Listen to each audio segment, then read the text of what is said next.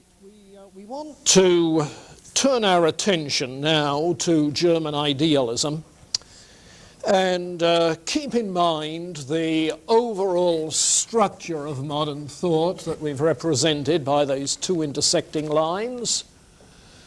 That is to say that we have a tradition of continental rationalism represented by Descartes and Spinoza and Leibniz, which, after Kant, leads into the German idealist tradition.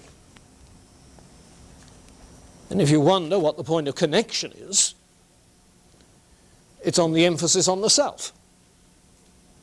In the rationalists, it is, of course, the emphasis on a priori knowledge, that is to say, the inner intellectual resources of the self, the inner rationality of the self.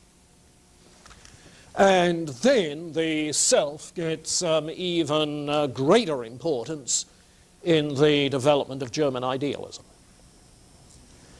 Of course, we have as well the British empiricist tradition represented by Locke, Berkeley, and Hume, which leads into 19th century positivism and empiricism that we'll meet in people like John Stuart Mill, and then in the 20th century with Bertrand Russell, and logical positivism, and so on and so forth. From here on out, what we're doing is simply following these two trends. So we'll follow the European trend all the way up into the 20th century to Jean-Paul Sartre and beyond. And then we'll back up and follow the empiricist trend from Bentham and Mill way up again into 1950 and since. So we'll structure it that way. Keep in mind as well the overall timeline. This other diagram, hopefully, is familiar enough by now.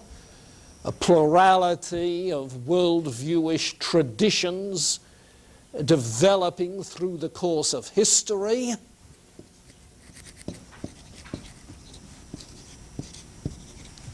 Worldviewish traditions that you might label theism, naturalism, pantheism, or something of that sort. And each of them profoundly influenced by, shaped by the scientific models that have developed in the history of science. Where the first, of course, representing Greek science, Pythagorean or Aristotelian, lays emphasis on the objective reality of form, fixity of species, and so forth, therefore. Teleological worldview. The second, with mechanistic science, losing the teleology, simply a fixed mechanical order of matter and cause-effect mechanisms. But then, as we mentioned last time, around 1800 or a bit before, you begin to get the rise of historical science and biological science, both of which concerned with developmental process. And so the third kind of scientific model that has come to characterize the 19th and most of the 20th century is of a more organic sort rather than mechanistic. Organic in the sense of the intertwined interrelationships. Everything connected with everything else in some organic fashion. And with the notion of historical process, developmental process running right through it. So we'll be talking about German idealism this week and next week a little bit, and then picking up with some other 19th century developments, Feuerbach, touch of Marx, that sort of thing. But then right after spring break, we'll be getting into process philosophy like Alfred North Whitehead. And I might mention now that we're done with outlining. But if you've done it in Kant, you've learned how to do it. You've learned how to read philosophy. So as we get to Whitehead and thereafter, we'll be reading paperback classics, selected paperback classics. And I'll be asking, and I'll give you more specifics later on, I'll be asking for book reviews rather than outlines. So you'll get a chance to identify the thesis of the book. This week you're working on a thesis statement for Hegel's Selections. We'll go after the thesis of the book and the steps by which the thesis is developed, and an evaluation of how effective is the development philosophically. Okay. So we'll take the reading philosophy that much further for that remaining quad. But keep in mind this framework so that you can see that things are going to take different shape. Now, what we want to do, therefore, is to get some overall characterization, first of all, of German idealism. What is it about? And what this diagram indicates that I'm just erasing, that historical grid, what that indicates is that the German idealists are rejecting and reacting against the ultimacy of mechanistic science. That is to say, they do not believe that the mechanistic science of the Newtonian tradition tells us the nature of reality. They will have a phenomenalist view as far as the mechanistic interpretation of nature is concerned. It's talking about appearances, not about reality. The underlying reality is more of an organic than a mechanical sort. It's more of a developmental process than of a static order, you see. The static order that never changes. No, it's a developmental process in which there is change. So one thing you can keep in mind then is that 19th century idealism is going to be a metaphysics of change, a metaphysics of process. And it's the root out of which later there grows 20th century process philosophy and process theology, which some of you may be aware of. So it's a reaction against mechanistic science. Now, there have been other reactions against mechanistic science that we've already taken in our stride. Three kinds of reaction, I think. One, which says that there must be exceptions to the mechanistic law. Descartes took that point of view. The mind is an exception to the causal mechanisms that rule everything else, because mind has free will. Scottish realists take that point of view. John Locke seems to take that point of view. Secondly, there's a complete rejection of mechanistic philosophy as not telling us the nature of reality. Leibniz is there. Leibniz is there. His monadology is more of a teleological scheme. And in that sense, Leibniz is some sort of an anticipation of what's coming later in the 19th century. Because we get in this idealist movement a renewal of the teleological picture of nature and of history. It is end-oriented, end-achieving. There is potency that is being actualized in the process. Then you get the phenomenalist reaction of people like Berkeley and Kant, saying that mechanistic science tells us about appearance but not about reality. So you get those three other kinds of reaction which we've already taken in our stride. Well, now comes the idealist, and what it is doing, of course, is riding piggyback on the earlier phenomenalist view of science, and particularly on the influence of Kant. Particularly on the influence of Kant. So keep that in mind, first of all, the reaction against mechanistic science. Second, it's also a reaction against the dogmatic, rationalistic metaphysics of the 17th century. The kind of foundationalist approach that Descartes initiated with his first principles and thence deductive reasoning all the way until you've got the whole system worked out. No, that sort of process, that sort of methodology may have been appropriate when you thought that this was a strictly mathematically ordered universe, a mathematical method fitting a mathematical universe. But if what you have is a developmental, organic kind of process, then you need a different kind of method. And here we'll notice it is Kant's transcendental method that is the key. So we'll come back to that in just a moment. A transcendental method. Third, these German idealists are continuing Kant's Copernican revolution. And that immediately rides on the notion of a transcendental method that focuses on the constructive contribution of the self. You see.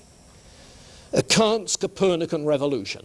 That is to say, the key to reality, the key to understanding reality, is the role of the self, the role of the subjective self, the human spirit. Now, I've said that Kant leads you into Romanticism. Well, here it is, you see. The role of the creative self. But this comes in different ways, and you might think of it as the viewer here, the observer, the thinker, whatever, looking through the lens of his, her own self-consciousness at the screen of reality as a whole. So from this standpoint, you see things through what the self-consciousness of the human spirit provides. Put it another way, if we can, with the transcendental method, uncover beneath all of the particulars of human experience the underlying essence of what self-consciousness is, of what the self is, then we can in that light see the reality, as it were, the reality of the whole projected on the screen. Have you played with making shadow images in the dark? Did you do that as a kid with a flashlight in your bed? Where you would shine a light on the ceiling and make some sort of crazy figure with your fingers, and you'd get a projected huge image there? Well, you can think what Hegel is doing is making those sorts of images. You see. Projecting an image of the self on the reality as a whole. If you like, creating the universe in the image of the self. Creating the whole of reality in one's own image. You see. The key to reality is one's own self-consciousness. Now, if that is the case, it's going to follow that the structures of human consciousness are also the structures of reality. Or to put it in Kantian language, the categories of understanding are the categories of reality. Oh, you're breaking the phenomenal-noumenal distinction. Right. You see? If there is indeed some sort of a pre-formation whereby the forming of the self is in the image of reality, you see, then by understanding the structures of the self, we can understand the structures of reality. And that's precisely what these people are trying to do. So the transcendental method is an attempt to provide a description of the process of self-understanding or self-consciousness, so that the development of the self-consciousness is a microcosm of the development of the consciousness of the absolute spirit, the all-inclusive ground of being. you see. And immediately I say that, you begin to see that this idealism is going to be a monistic idealism. There is one all-inclusive ground of being, you see, of which the self-consciousness is simply a microcosm. Now, let me back up with one more statement there. This may help. Back up to this. We've observed during the modern period from Descartes on and culminating in Kant, the ongoing question about the nature of the self. What am I? Oh, a thinking thing. Well, Locke isn't so sure. Hume finds only a bundle of perceptions with nothing to unify it. Kant finds that there is this synthetic unity of apperception, whereby there is some sort of unification of the field of consciousness. And the schematization of the understanding brings the unification of the whole of one's experience and thinking. But you notice that that is not an underlying substantive entity that is the unified self. It is the structuring of consciousness that is the unifier. Right? It's the structuring of the consciousness that's the unifier. Now that's the point of departure for the German idealists. They're not looking for some mind substance, some soul substance in the Cartesian sense. They're not looking for immortal souls in the Platonic sense that have some eternal pre-existence and so on and so forth. No. What they're doing is trying to understand the self as structured self-consciousness. You see. That's the notion of the self. What is it that unifies all of the diversities of experience? What is the unifying action of the self? You see. How are you going to characterize this self-consciousness? And as you see from what I've written on the board, if self-consciousness is the key to reality, and the question is, well, what is the essential, central, fundamental characteristic of self-consciousness of which everything else is just a function or a byproduct? Then you get 4 different answers. In Viktor, moral consciousness. He takes off from the critique of practical reason. In Schelling, it's what Kant calls the teleological. In the critique of judgment, the aesthetic consciousness. Schelling is the major philosopher of German Romanticism. For Schleiermacher, Friedrich Schleiermacher, it's the religious consciousness. And Schleiermacher is the great 19th century theologian, building his theology as a projection of religious experience. You know, if you like, Romanticism in theology. He's a Romanticist theologian. And what Hegel does is simply to say, no, it's this conceptual capacity that we have. The ongoing process of trying to grasp the concept of being itself. Yes, that's what marks the developing consciousness. So in trying to grasp more and more fully the concept of my self, I'm grasping more and more fully the concept of being itself, the totality. So you have to distinguish between the finite self and the absolute self. Absolute in the sense of the one all-inclusive ground of being. Okay, and this is where the phrase ground of being begins to pick up. You find it in Schleiermacher and Hegel and so forth. Okay, now let me pause there for question, comment. Kristen? Oh, you answered my question as you were going on. I figured I might, that's why I kept going. Is the hinge point to all these, or it seems to me that one of the hinge points of all these idealists is that there is some sort of unity within the self? Yeah, yeah. Is that so? Yeah, the emphasis here is on the unity of the self. And immediately you've got a unified, all-inclusive one, absolute self. Yeah.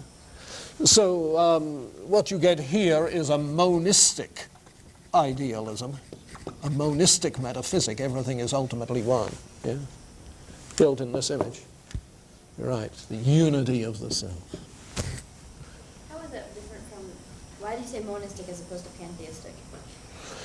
Well, the term monism is simply saying reality is one all-inclusive being. Pantheistic is the religious shape that would take, identifying the one as God. Now, the term pantheism, we'll find, may be a little too heavy-handed for these guys, particularly for Hegel, who isn't happy with pantheism. But the term panentheism is perhaps more applicable. Now, the difference is the little Greek preposition en, which means in. So rather than saying everything is God and God is everything is in God, you see, but the totality of finite things does not exhaust the totality of God. There is room for more process. Yeah. Pantheism in Spinoza has a static universe. You see, it has the mechanistic static order. This is a dynamic, open-ended teleological process. David? Yes, with your comment on what you said between Kant and the German idealists, when you said that for Kant it's the structures of consciousness as a unifier, and the German idealists, they kind of understand the self as a structure of self-consciousness. I didn't really catch the... No, say that again. I'm not quite sure I got the question. Okay. When you were lecturing, I think you said that according to Kant, it's the structure of the consciousness that is a unifier. Yes.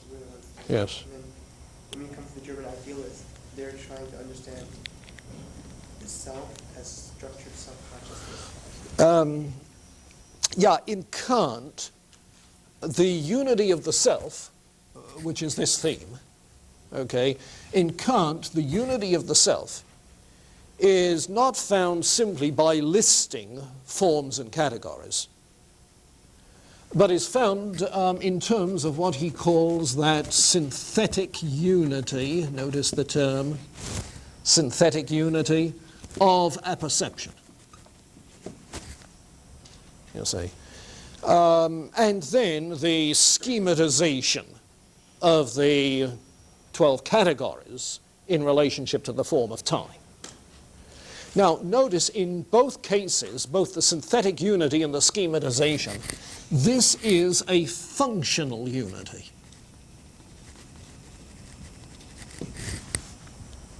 The self is unified in action. You see. Not in just being, but in thinking, in experiencing. That's why I say self-consciousness. You see. And I think that's important to notice that it's a functional unity. We're functionally unified, because what is the unifying factor in the self-consciousness in these cases? Well, this is the functional unity. These are the functional unities. You see. It's those functions which unify, respectively, for the particular philosopher.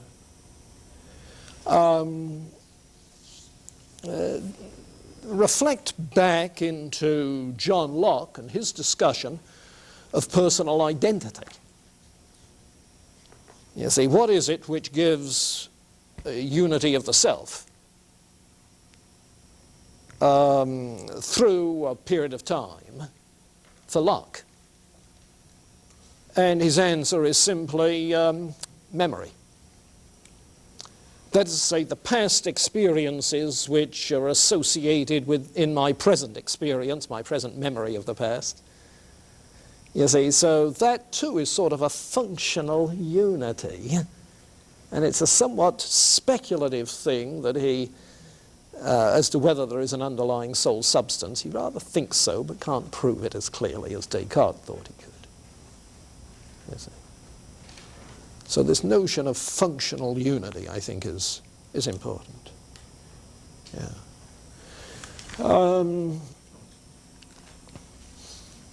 Okay, anything else there? Let me sum this up then. What we're going to find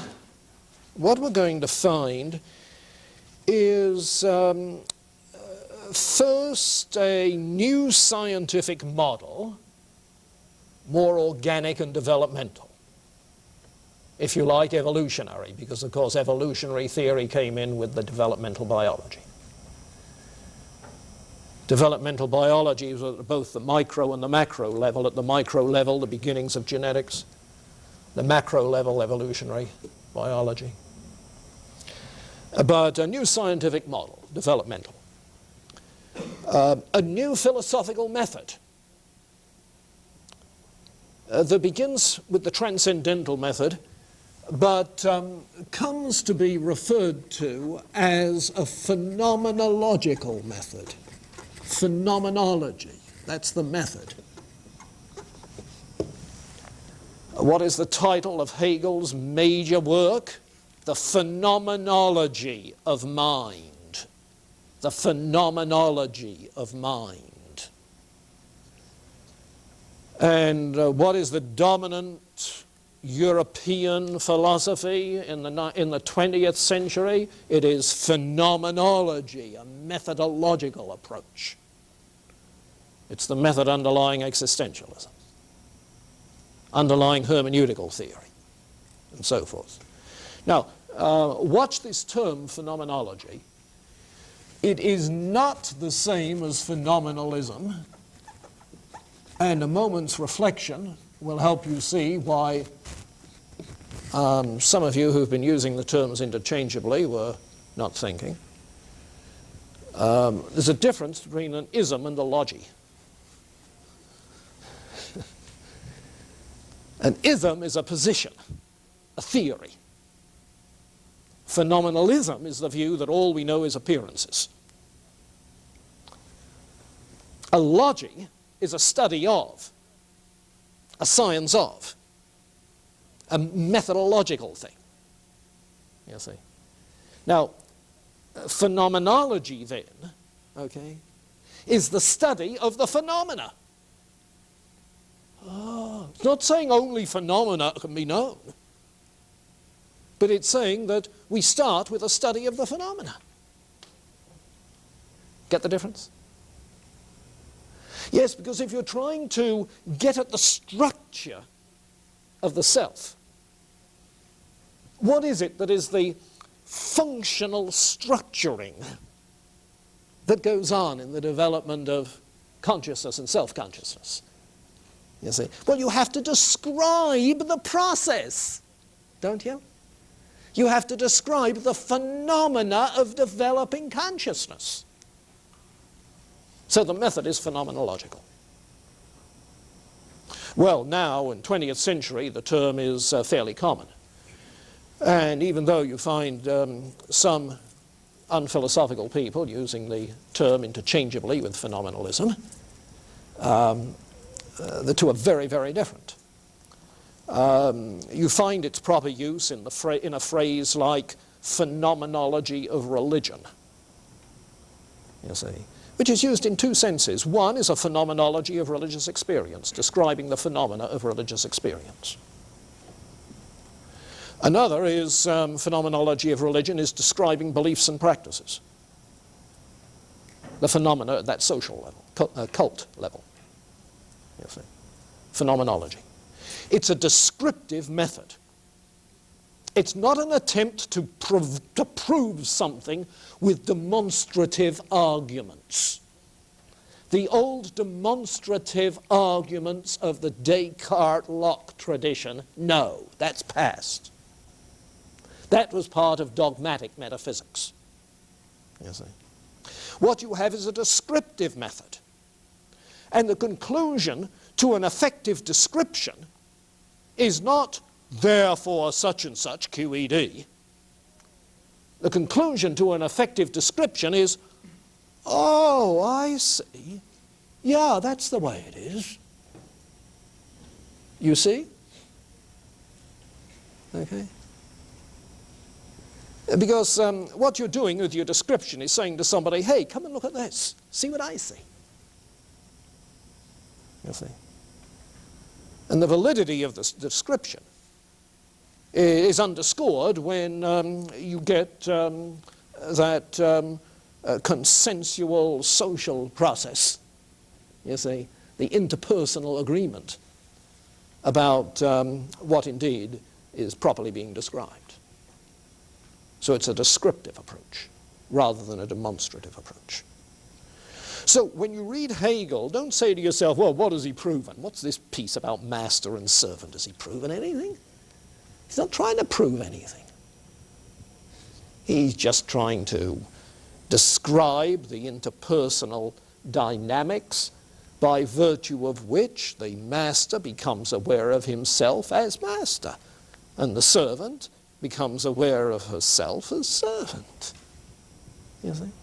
The developing self-awareness, self-consciousness described. But that is just a shadow image of the whole, or the whole is a shadow image of that. You see? Microcosm, macrocosm.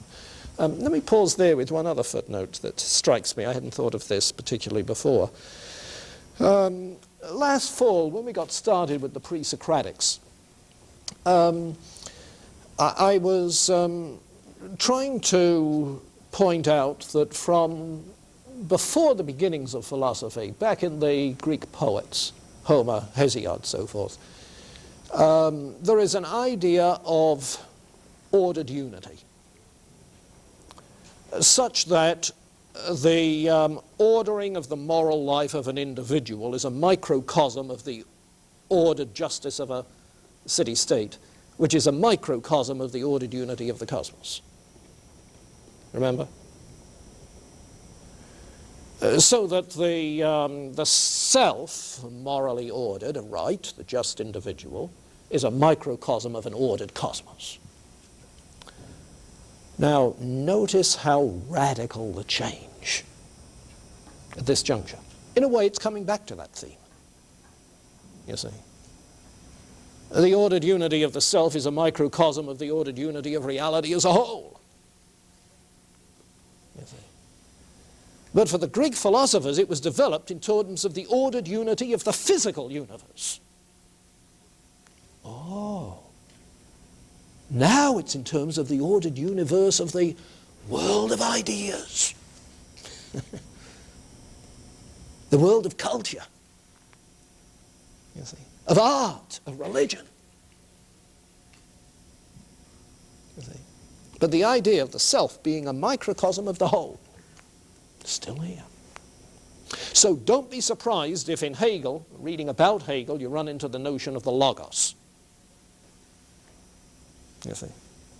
Because Hegel, in his religious writing, reintroduced the logos concept, which had been eclipsed during the mechanistic age, which had no teleology.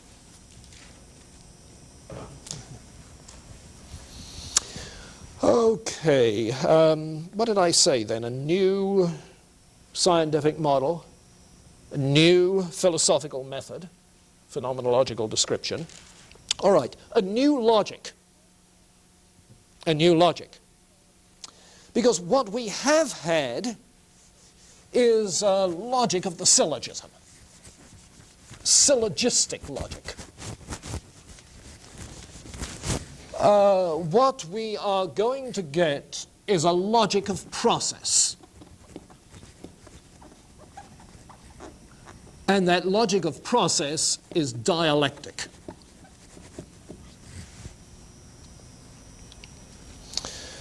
Syllogistic logic is a logic of unchanging universals. Why? Well, you know the basic rule of the simple categorical syllogism. All A is B, all B is C, therefore all A is C. You see, the basic rule of the syllogism is that there is a middle term, and the middle term must be universally extended at least once. That is to say, B must be universal, all B, at least once, in order that B, this particular B, can be part of this. Otherwise, there's no connection. You've got to have a connective. The connective has to be about a universal. You see. Now, of course, it can be about a universal class of people, but it would have to be a class of people unchanging in a certain respect. You see. In other words, you've got to have unchanging universals of some sort. At least unchanging universal concepts.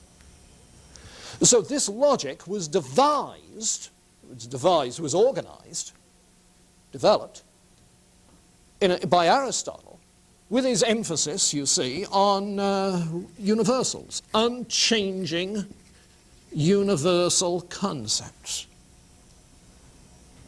classes, species. Oh, but now, if we've got a developmental concept in science and in history, you see, how are you going to think about what's going on in the developmental process? Obviously, that's going to raise the question, are there any universals? And Hegel is going to have to restructure the whole theory of universals. He doesn't ditch it, he restructures it. And he's pretty close to Aristotle. You see. But in restructuring it, he still has to work with a logic of process rather than the logic of permanence. You know, think of the pre-Socratics, where the antithesis between Heraclitus and Parmenides is the antithesis between universal change, universal permanence. You see.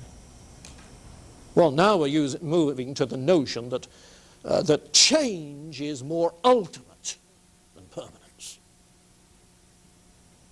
Change is more ultimate than permanence.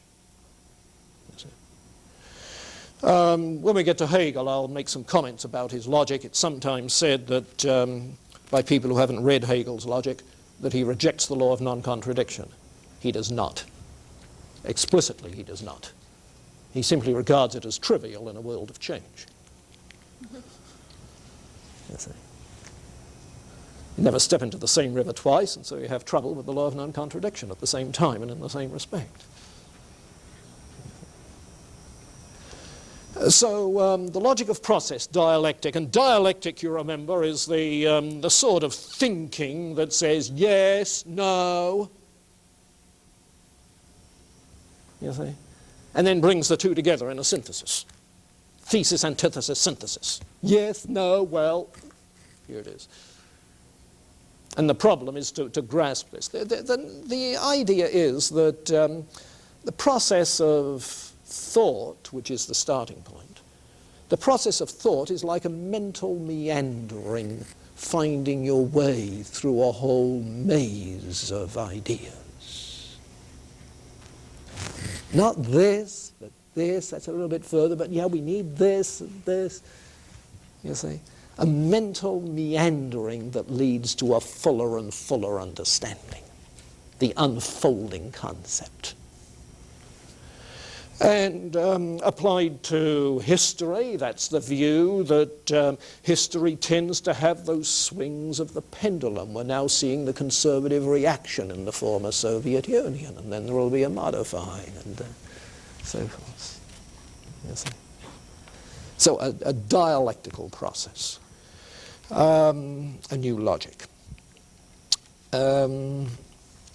Therefore, also a new epistemology.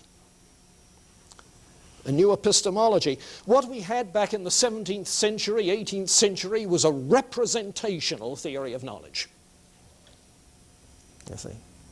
Representational. Ideas that are subjective, that stand for, oh, but in these German idealists, ideas are no longer representations, static representations in the mind. Ideas arise in dynamic interaction with the world of which we're part, with the larger world. You see. And so what you have is an epistemology that stresses direct awareness, within which there is a gradual clarifying of ideas, clarifying of concepts. Direct awareness, gradual clarification. We'll see that more explicitly as we get to Hegel. And the new metaphysic, well, that's what we've been talking about. How are you going to describe the new metaphysic? It's idealism rather than materialism, rather than dualism.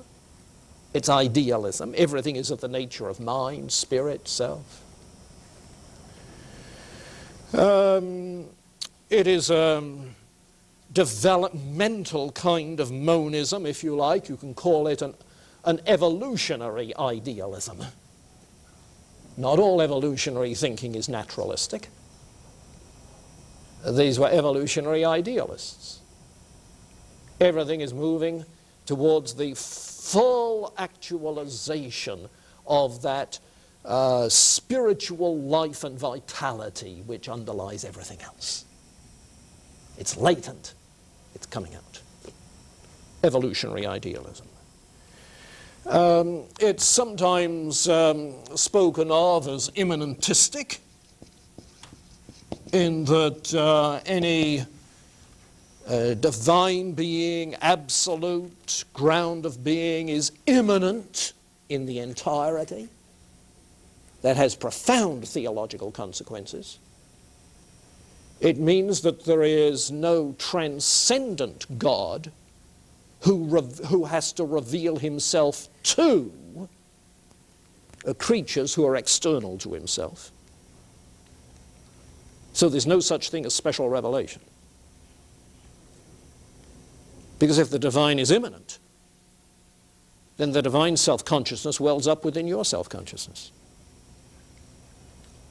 Yes, so there is no such thing as special revelation, acts of revelation. There is no such thing as ex nihilo creation. There is no such thing as a historic act of redemption. It's all process. From within, immanent. There's no unique incarnation. How can there be if there isn't a transcendent God to incarnate himself? The incarnation is simply a symbol for talking of the immanence of the divine in everything. So watch for this when we get to Hegel's philosophy of religion. Immanentism. The metaphysic is sometimes described as gradualism. That is to say, everything in existence is to some degree mind, spirit, consciousness. The old notion of degrees of being all up the hierarchy, you see, is now translated into a developmental process. The process of evolution is the development of greater degrees in the graduated process, greater degrees of mind, spirit. This is part of the evolutionary optimism. And for Hegel, the fullest manifestation of spirit comes out in German culture. Where else would you expect? Yeah, this was the age of nationalism. Why? Because what is nationalism? It's the embodiment, the full self-discovery, self-realization of the identity of the spirit of a people. You see, nationalism is a product of Romanticism, a product of this German idealism. And then I was going to say it's Romanticism. Well, I think you already see that. When Wordsworth odes to daffodils, and your heart dances with the daffodils, that's not just metaphor, you see. The daffodils dance is a free, creative manifestation of a certain degree of creative spirit at work there that is at work more fully in your heart. And so your heart, responding to the stimulus, joins in one great chorus of dance. You see? Romanticism. Well, this is where we're going with German idealism. Now, what I'd like to do is to say a comment or two about these other figures. Questions? Okay. Do you get the picture that I've been trying to paint? I think if you can grasp this and the other illustrations that I'm going to use, you'll find that reading the bits and pieces of Hegel that we have makes sense. But read Stumpf first. He'll give you more of an overpicture, though what he does is to give you an almost dead overpicture, as if it's a logical system rather than a developmental process. The thing that does it best, I think, in brief compass is this, though I'm indebted as well to a book on Hegel by a graduate of ours, Merrill Westphal, W-E-S-T-P-H-A-L,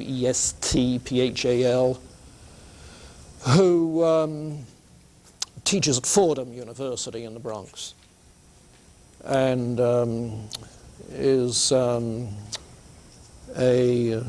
first-rate Hegel scholar. He's been president of the Hegel Society of America. But his book is very, very helpful in catching this.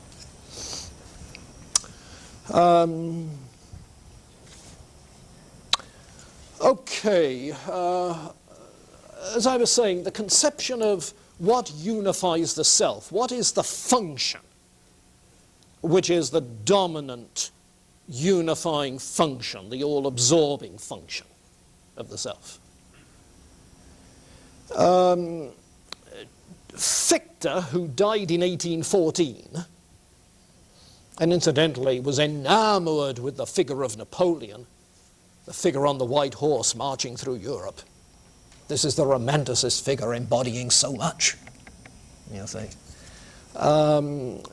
Viktor is raising the question of what is the ground that underlies all our experience. What is it that is the precondition, to use the Kantian term, the precondition that makes human-type experience possible, that makes our consciousness the way it is? Now, that's the good Kantian question. He rejects dogmatic metaphysics, as did Kant. He opts for a transcendental method, as did Kant. And the thing that he finds as he describes the experience of the self is that the nature of the self comes through prominently as that of a moral being, where the will is the dominant and most revealing faculty. Now, interestingly, his phenomenological description that leads to that is more of a description of the epistemological side. He poses, for instance, the old question from Descartes, how do I know that material bodies exist? It's an old one. Berkeley would have been happy for that. How do you know that material bodies exist? And his initial response, of course, is a description of the skepticism that results from people like Berkeley and Hume. I don't know that physical bodies exist. But in my moral struggle, my inner moral struggle between duty and desire, between acting out of duty and just following my inclinations in the world around me. I find that my moral life postulates, there's that term again, we had it in Kant, it posits the existence of a non-self that is opposed to the moral life of the self. So that it's in the moral life where we find the opposite of the moral will. The opposite of the moral will is that which is posited. You see, posited by the will, as it were. There is no proof that a physical non-self world exists. But whatever it is in that non-self, it stands in sort of a dialectical opposition to the self, as we know it in the moral life, don't we? Yes, so then, if we're going to talk about the nature of reality, what is it going to be? That is to say, if the self-consciousness is the key to reality, and this lens allows me to project a picture of reality on the overall screen, you see, what am I going to say about the nature of reality? Well, obviously, in the reality as a whole, there is no antithesis to the self. You can't have this as both A and non-A. And what is projected is that it comes out as ego, absolute will. That is to say, reality as a whole has the what we would call the conative characteristics. Yes, in varying degrees. In humans, there is conscious will, moral will. In animal life, instinctual drive. In vegetative life, the constant thrust of things to grow, to survive. You see? The resistance that even inanimate things offer to extraneous forces. In all of these cases, what you see is manifestations of will or pre-developments of will in opposition to that which is other than itself. You see? The rock that resists disintegration. The plant that thrusts itself up through the soil. The animal with his instinctual drive and fight to survive. And the human, willing to act out of duty rather than just giving in to inclination. So his conception comes out that way. And the way in which he pictures it then is this sort of manner. What you have, the ultimate reality, is absolute ego, manifested in finite ego and finite non-ego. Okay. Now what we observe in the phenomenal realm is that antithesis. Ego versus non-ego. So the phenomenological description describes this. You see. We know the reality of the striving of will.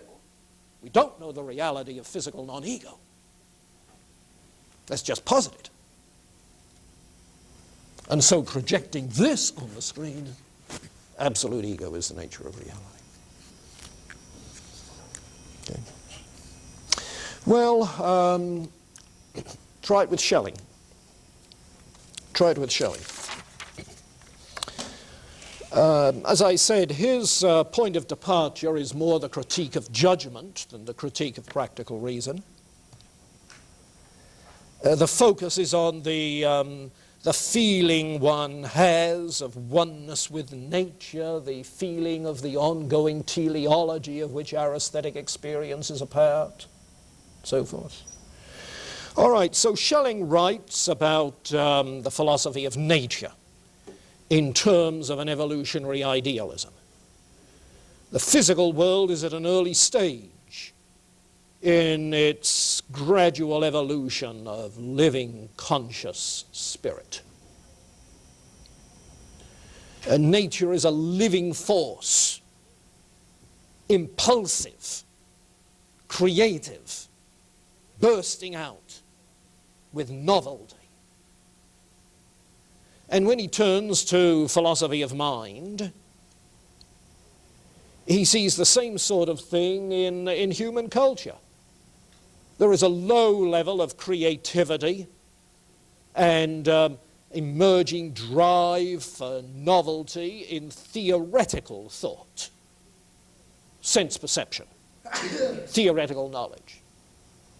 There is more of this creative drive going on in the practical realm, the moral and the political, as Viktor has said. But its fullest manifestation is in the aesthetic realm, where the contemplative of the first level, perception, is combined with the active dimension of the second, the moral level. Action and contemplation combine in creative art, creative vitality, imaginative, creating new worlds of experience. And so he traces phenomenologically this kind of thing and concludes that reality itself is an overall vast creative will, not creative will, creative drive, emphasis on feeling in the unfolding of the absolute in the course of history. So you get those two following very much the same kind of methodological process, very much the same. Schleiermacher, well, Schelling, by the way, was a member of the Romanticist circle, first at Jena, J-E-N-A in Germany, then at Berlin.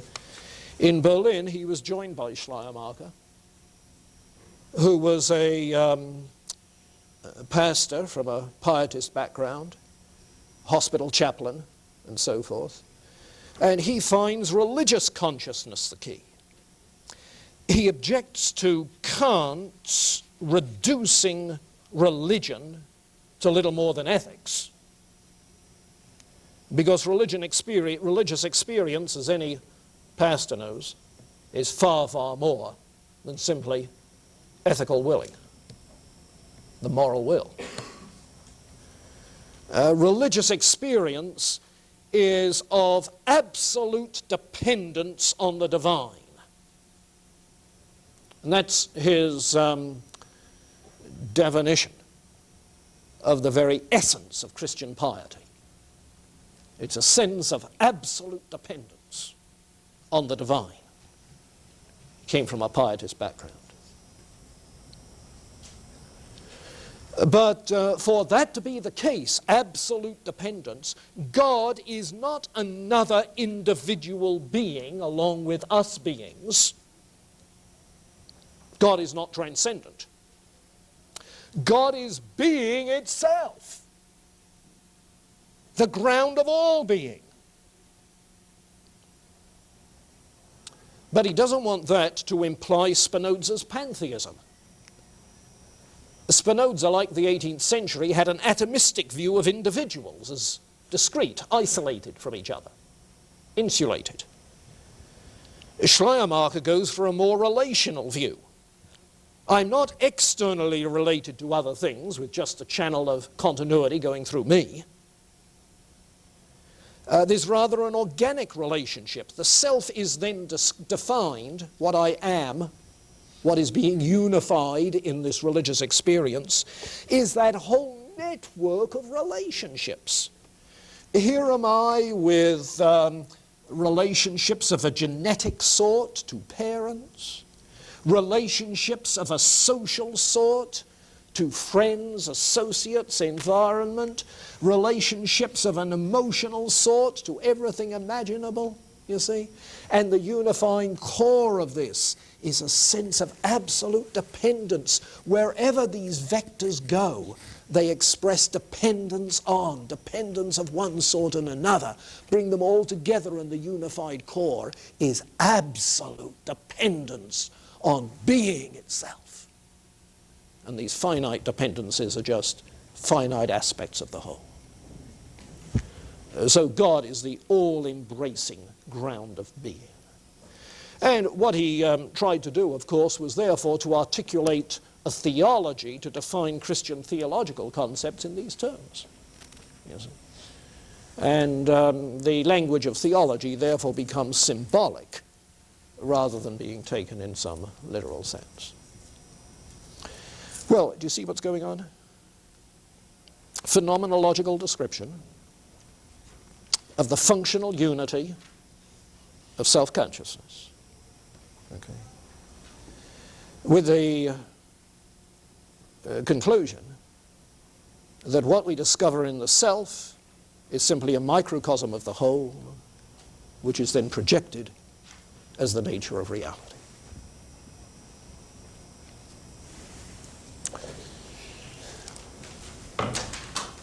Okay.